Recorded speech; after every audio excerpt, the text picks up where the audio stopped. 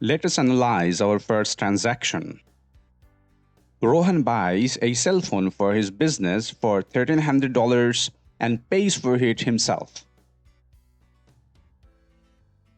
We will keep in mind that every accounting transaction follows the double entry system, where each transaction involves at least one debit and one credit entry. This system ensures that the accounting equation assets equals to liabilities plus equity remains in balance. In other words, the total debits must equal the total credits for every transaction.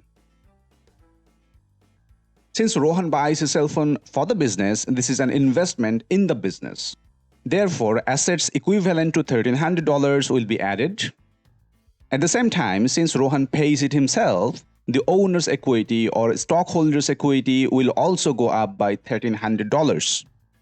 And there are no liabilities created for this transaction.